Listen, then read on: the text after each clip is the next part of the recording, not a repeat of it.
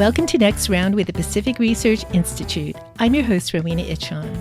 Whiskey is for drinking and water is for fighting is an iconic quote attributed to water management in the West.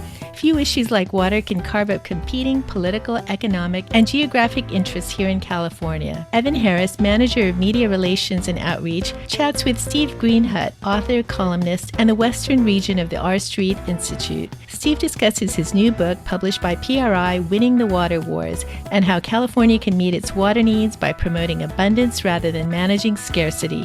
Thanks for joining us. Really excited. Today we have Steve Greenhut. Steve is the Western Region Director for R Street Institute. So he covers a bunch of states in the west part of the country. Also writes for the Orange County Register. He's also on the editorial board of the Southern California News Group. And Steve's a longtime veteran journalist, has covered the Capitol, used to write for newspapers down south. So, Steve, thanks for being here. Yeah, thanks so much for having me. Yeah, so let's get into it. We only have 30 minutes. I feel like we could easily blow by 30 minutes with one of these questions, but let's go right for it. So the title of your book, a new book you just wrote, Winning the Water Wars. Can you give attendees an overview, the nature of these water wars? Who are the players? What are the competing interests? Kind of set the stage for us before we dive in. Sure. Well, here, I'll show the book right here. And beautiful book. Yeah. And so anyway, I've always been interested in water policy. And as a journalist, we've covered it in piecemeal, and it was an interesting project to really get to try to put the whole puzzle together. And I traveled around the state and did a lot of the photography and visited a lot of the water projects that I had always wanted to visit. So, we know that water's always been a source of conflict in California, and it's the providing enough water is it's linked with the state's history and growth. And the state we have almost 40 million people, and that growth, that side, the fifth largest economy, our legislators always like to talk about. I mean, it never could have been that way had we not invested in the kind of infrastructure that has allowed the state to grow. And I had a really short passage about the Great Sacramento floods of the 1850s, and this area was entirely flood prone. There was a huge lake that went all the way through the Central Valley, and Orange County was largely flooded. So in many ways one water expert I talked about how we really did turn the state into a giant plumbing system, and that's kind of reality. And with the Central Valley Project, which is the federal project, and the State Water Project, and the Colorado River Project, and we have created this amazing plumbing system that has allowed our state to be what it is. And of course, with anything with scarce resources, there's always going to be fighting over who gets what, and it's a big government controlled projects. So there's always going to be those kind of fights. Ironically, I get more shrugs about water, the topic, when I'm in Southern California, and I write for a Southern California newspaper. So I was just down there talking about some things, and because the southern areas have done a better job capturing the water than the northern areas, even though we get, the top third of the state gets 2/3 of the water, and the bottom third, it's in reverse. But Northerners, of course, view the Southerners as stealing their water. But I remember during the drought, the San Diego Water Authority had so much water that it was actually dumping water out of the reservoirs. And so meanwhile, I have a section in the book from New Melones reservoir out here, where we were dumping water to save a handful of fish, which would have been eaten on their way out to the Pacific Ocean anyway. And I use that kind of as an entree to discuss the key battle, which has become not so much ag interests and urban interests, which were the traditional battles, but between human uses and environmental uses. And that seems to be the big battle, the fish versus people, the binaries that the environmentalists talk about.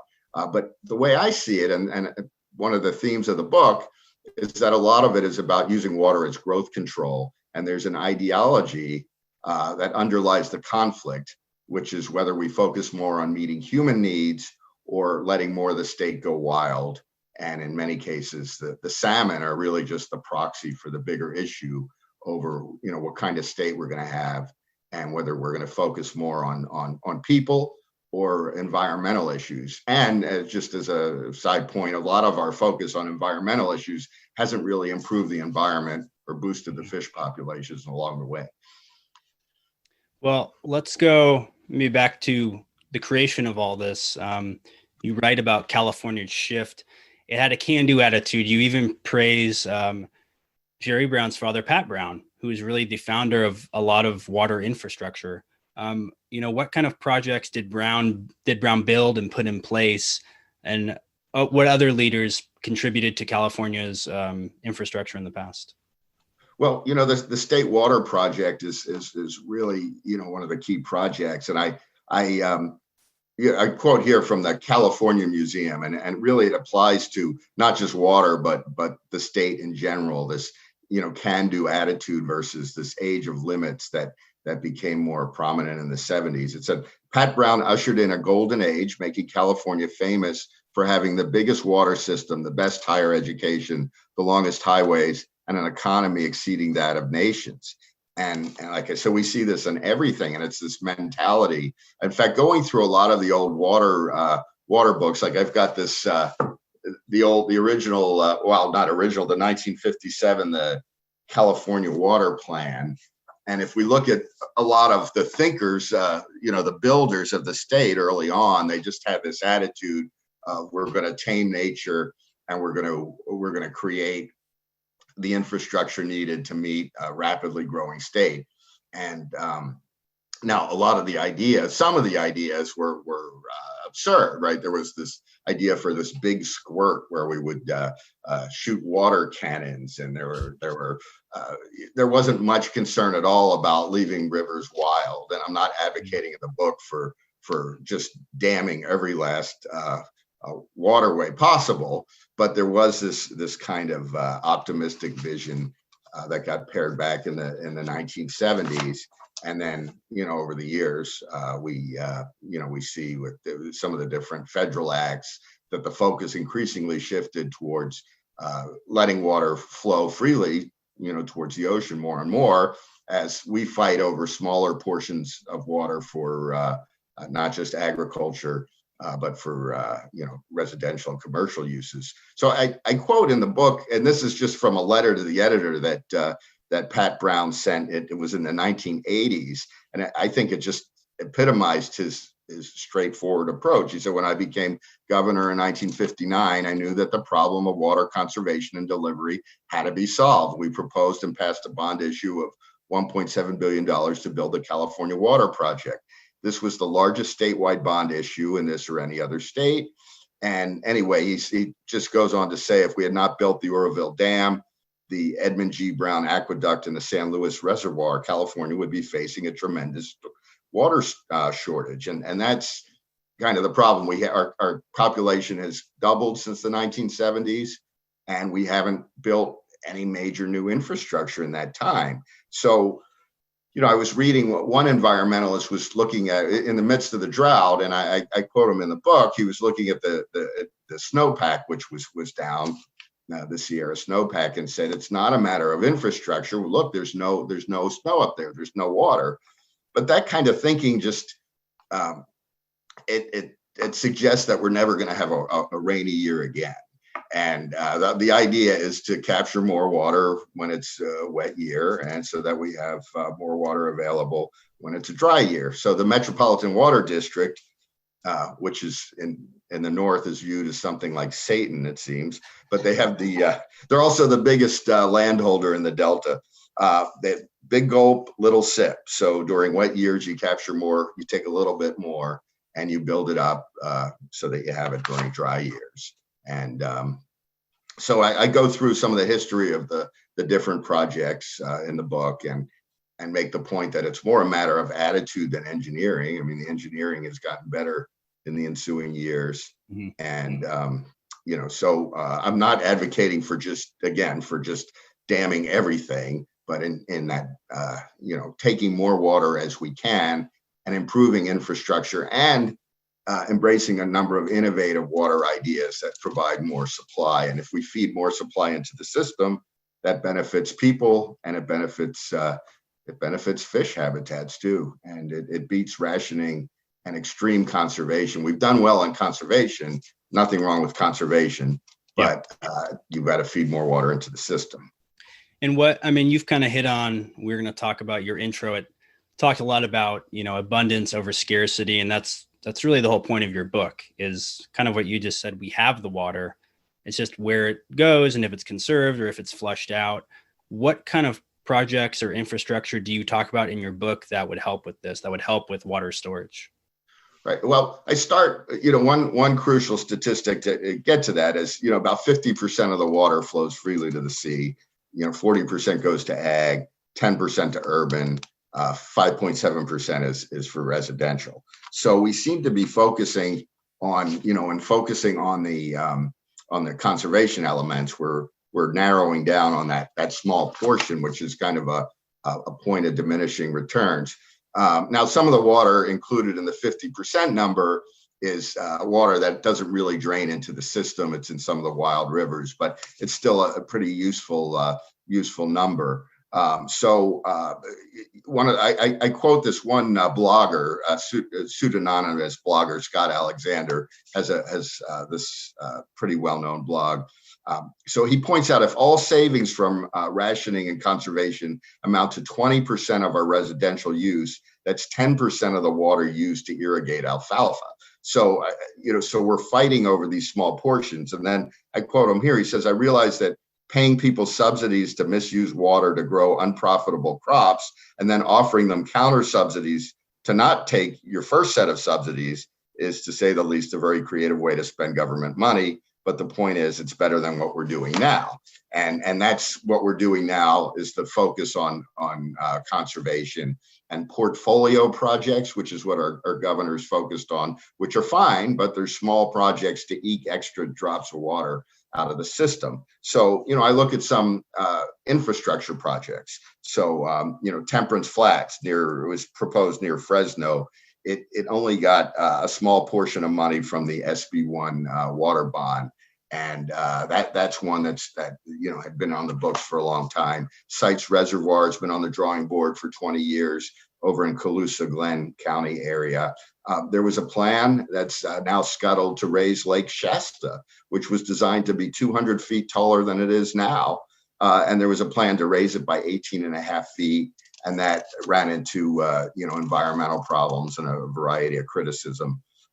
The state recently boosted the size of Folsom Dam to deal with flood control issues, but that shows, these little incremental changes can certainly help.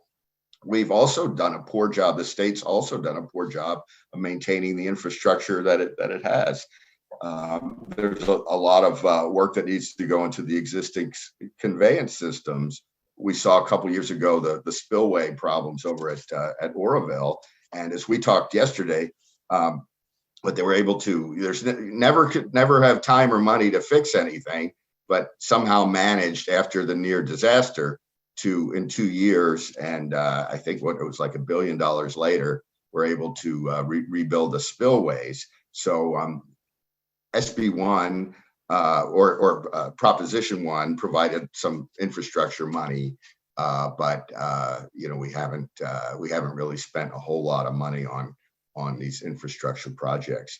And then we can go into some of the other ideas that are outside of infrastructure, but there's a lot that could be done on infrastructure that's certainly more cost effective than money spent on the high-speed rail line. So it's a lot of it is about priorities. Are we focused on maintaining and expanding the infrastructure that we have that's so vital to the future of the state, or are we more interested in kind of pie in the sky projects that don't make a lot of sense?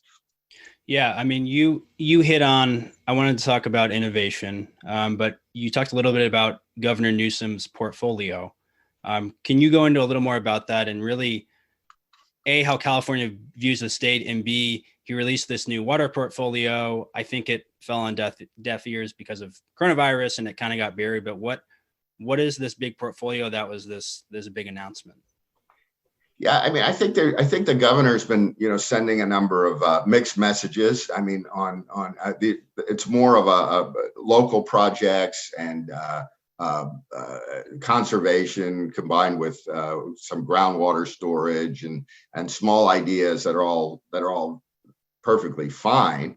But he's also he vetoed SB1, which would have made it, which would have created quite a few problems on the for water agencies that were negotiating voluntary agreements, and there's been some mixed messages there. But when I read his plan, and even compared to Jerry Brown's last plan, I don't see a lot of bold ideas for expanding infrastructure. I mean, even Jerry Brown talked about the need for desalination, for the need for expanding water storage. And, instead we see lawsuits against the federal government, over competing biological opinions that determine how much more water is going from the delta out to the sea versus to the agricultural community. And on that note, on federal policies, maybe give us a little brief look at what has the Fed's role been since the Trump administration came in 2016, and maybe if there's anything there, a little preview of what a Biden administration could bring. Yeah, I mean, the Trump administration has certainly pushed back with Interior Secretary David Bernhardt. He issued a memo. It seemed to be opposing some of the dam removal projects up on the Klamath River, and now those projects were more for hydropower, and there's some arguments to be made for taking down those dams. But also the Trump administration has been much more willing to send more water to the agricultural community, and I think if we get a Biden administration, we're going to end up with more the way things were before, which is more of the focus on some of the environmental priorities. In some of your comments, SB1 was kind of a rebuke of what Trump had been pushing, correct? Either with biological opinions or voluntary agreements. SB1 was kind of a way to push back against Trump, and Trump had proposed Shasta. He was in favor of increasing the size of Shasta, which basically got stopped in his tracks.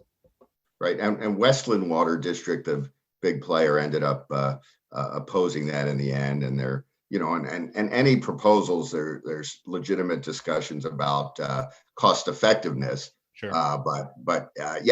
Clearly the Trump administration is pushing for more water for the agricultural community, and and then we have a new SGMA, the new state groundwater law, which is certainly defensible, because as farm interests have had less access to water, they've been pumping water from groundwater sources, and that creates subsidence, and it's also a tragedy of the commons issue, where if those with the biggest pumps get the most water, but there are a lot of farms, especially in the southern San Joaquin Valley, that really don't have any access to water from the canals and from the water project.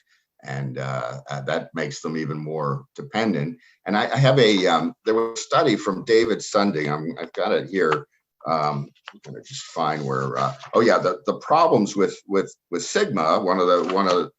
He writes that the likely effects of the new groundwater control law are 992,000 fallowed acres, lost crop revenue of $7.2 billion, and lost operating income of $1.9 billion in the San Joaquin Valley.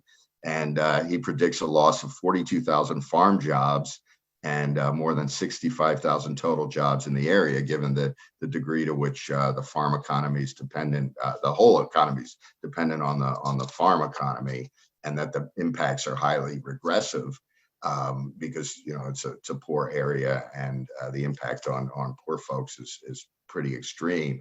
And that's not to say that we don't need some sort of controls on ground pumping, but it does argue that we need to find ways to get water, to people who need it most. So I also talk about, desalination, which is a costly form of water. There's the plant in San Diego County, which has ended up, I think, providing like 8 or 9% of the county's water supply, and it provides a consistent supply of water, even though it's pricier. But that technology is advancing, and the price is coming down, and the price of other forms of water are going up. So we're going to see it's going to get a lot closer in pricing. But a similar plant, almost identical plant in Huntington Beach, has been held up by the California Coastal Commission over concerns about plankton and the way that the plant draws the water from the ocean. But plankton it's pretty hard to believe that the plankton isn't just a proxy for the bigger concern about growth. And I've read what environmental groups have said, and they just seem to oppose virtually everything. Now, I'm not saying that you put cost effectiveness aside. You look at cost effectiveness, sure. But they seem to be geared up to oppose everything. The governor did just replace a water board member who seemed to be opposed to the desal plant. So that might bode well for its approval. I wrote recently about a proposed desal plant in Marina near Monterey, and that the environmental groups under the banner of environmental justice had been opposing that. And yet, there's such a high demand for water in that area that the current system is depleting the rivers. So desal would provide additional water. I have a section on Israel and how they the 6 Day War. I didn't realize it till I was doing research for the book, was fought largely over water. Yeah. And so that's an actual shooting war over water. Anyway, Israel in a short period of time, relying almost entirely on desal, has been able to actually be a net exporter of water and to fill up their reservoirs with desalinated ocean water. It's costly, but it certainly has taken them from the precarious situation they have, and it's a much more arid place than California. Yeah, I mean, also one of the big points you talk about is putting a price on water, which to some might raise alarm bells, but can you kind of talk about the idea behind that? Yeah, I mean, water pricing is the way we provide, we get any commodity to its highest and best use is pricing it appropriately. And so I have a whole chapter on the need for better pricing. There's a decision tree on the book that shows what kind of regulatory hurdles companies have to go through if they want to trade water. And it's like one of those Rube Goldberg contraptions where, you got this goes to this and then this approval, and it's really subjective. And we don't have a sophisticated computerized pricing model. And the result is it takes too long. I mean, if you wanted to sell a stock and you weren't sure you'd be able to do it until it got approval 6 to 8 months from now, it would certainly limit your ability to do that sort of trade. And that's what happens in water. And the market, the weather conditions vary greatly. So we need a better system. Australia has actually embraced a water pricing model. I explain it in some detail in the book, but it's problematic, and it's a good idea in general, but the way they implemented it, I found to be problematic. They did it in a way similar to our cap and trade system, where there's a cap on the amount of water, and then so they're starting from a position of scarcity, and then government ends up having the most power to buy the water for environmental uses. So that hasn't worked out as well as it's not the system that I would promote. I quote from a Western Governors Association report, which points for the need for better pricing to help move water around, buy and sell the water, but ultimately we need more storage, and we need more we need to feed more water into the system. I talk about the Cadiz project in the Mojave Desert. There's a Rhode Island-sized aquifer that a private company wants to tap and put into the Colorado River aqueduct. And Senator Feinstein has opposed that in Congress.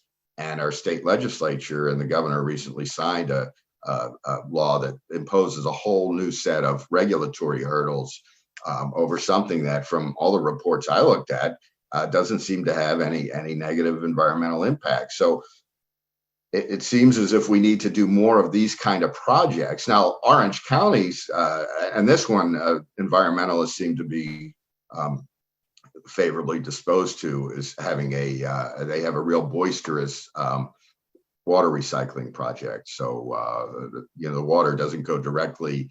Critics used to call it toilet to tap, which is terrible, because the water is cleaner. It's cleaner than anything else. They have to actually add minerals back into it to give it some sort of taste. It has to percolate in the ground for, I think, 6 months before it's used. But the state is promoting more vigorous use of these sort of recycling, which is an extremely good idea. And I believe the politically correct term is non-potable water, if you don't want to offend anybody. No, but it will be potable once. So the purple pipes, there's some, like Fresno, they have a system where they use recycled water for irrigation purposes. But this has a lot of promise. So those sorts of projects that can feed more water into the system. It's so more of everything, fixing up the infrastructure, developing desalination, water recycling, capturing more stormwater in Southern California. And as far as fish, we need to restore habitats so that the fish will thrive. Just flushing more water through the rivers doesn't necessarily improve the habitats. And our government agencies have been laser focused simply on providing more water, sending more water out to the sea, and less concerned about reviving habitats. And I've also I went into the book being somewhat skeptical of the tunnels project, but I really became convinced of the need to fix the conveyance system through the Delta, which wouldn't necessarily provide more water to the south, but it's like like one water district official said, it's like a 6-lane highway going into a bunch of dirt roads and then another highway at the end. So I think it's better conveyance, but of course, I also tell the story of the peripheral canal, and which was quite the political blunder. But there does seem to be some need for a fix. Before we get to our last question, I just wanted to do a couple minutes on the Delta, because I think we'd be remiss if we didn't hit it. I think we've hit everything else. Maybe give us an overview of the canal, maybe how the canal project went from 2 to 1, and the role of the Delta. Yeah, I mean, the Delta, it's the West Coast's largest estuary, and there's like 1,000 miles of waterway in that area, and we need a system for one archaic article that I had quoted from, compared it to like bypass surgery. Just the Brown administration and the Schwarzenegger administration had proposed the twin tunnels that would help bring the water through there. Because when the Delta smelt when Delta smelt are trapped at the pumps in Tracy, it shuts down the water supply. So the goal is to provide a more reliable form of water, not necessarily more water, but that would enable, and the Delta Fix project would have restored some of the habitats, which is perhaps a better way to deal with the fish population problem than simply trying to fight over water for people or water for fish. But you move the water through and you fix some of the fish habitats, and that area is with the subsidence in the area and the saltwater intrusion from the Pacific, it's just a troubled environmental area. Yeah. So Metropolitan Water District had championed that project. But in going down to one tunnel, as the governor has proposed, it's questionable whether it's even economically feasible, and not even sure if it's politically feasible at this point. Yeah. I think that's. I remember talking to one person from DWR, and they said, this is when it looked like, oh, they're going to do the twin tunnels. This is before Jerry Brown was almost out, and they said that'll never get built. And they've been trying to build that since the 1960s or 70s, and it's just been this. I don't know if third rail is the right word, but a water boogeyman that won't go away for sure.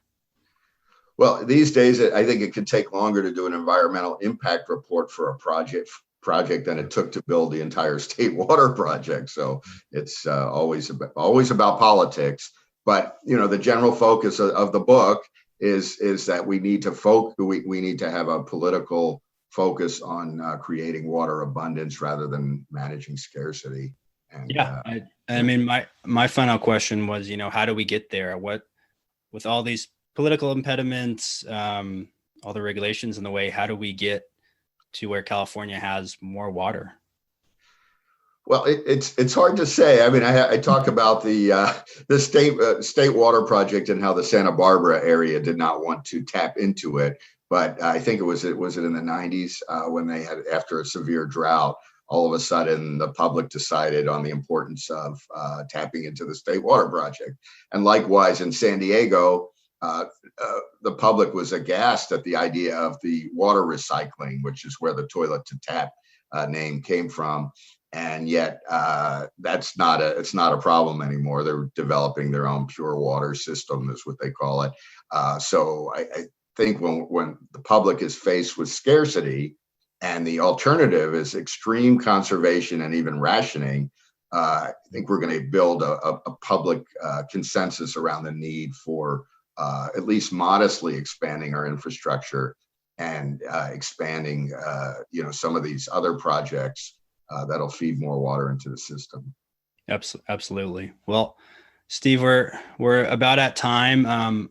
I just wanted to throw a quick pitch for your book. You can go on Amazon, Barnes and Noble, but I'll leave the last word to you. Yeah. So Winning the Water Wars, and it's been an interesting time researching it and learning about California water, and I even refer to Cadillac Desert and Mark Reisner's approach towards turning more of the West into letting it go wild, and I argue against that approach, even though his book's a wonderful book, obviously. That we just need to focus more on developing our water resources for people and protecting the environment as we do it. And I think both goals could be accomplished at the same time. So hopefully. And real quick, correct me if I'm wrong, you took all the pictures in the book you went and took at the different facilities across the state, right? Yeah, most of, we used a few stock photos, but I took most of the photos, and that was a lot of fun. That needs to be your follow-up book, is just your journey to take all the pictures. Yeah, right. As COVID was closing in on us, I was rushing around taking pictures. So yeah. All right. Well, Steve, hey, thanks for being here. It's a good talk. I'm sure we could spend many more hours talking about water, but thanks for giving us a preview in the book. I hope folks go to Amazon and pick it up. It's a really wonderful book and a good intro to players in water policy, the ideas, and where things stand in California. So thanks for being here, Steve. Okay, thank you. Thanks to our guest, Steve Greenhut. If you like this episode, please tell your friends and subscribe to PRI's podcast at iTunes, Google Play, Stitcher, TuneIn, iHeartRadio, and Spotify. And when you're on these platforms, don't forget to give us a big 5 stars. If you don't subscribe to any of these, you can still listen on PRI's YouTube page, youtube.com/Pacific Research 1. That's the number 1. From the PRI All-Stars, thanks for joining us.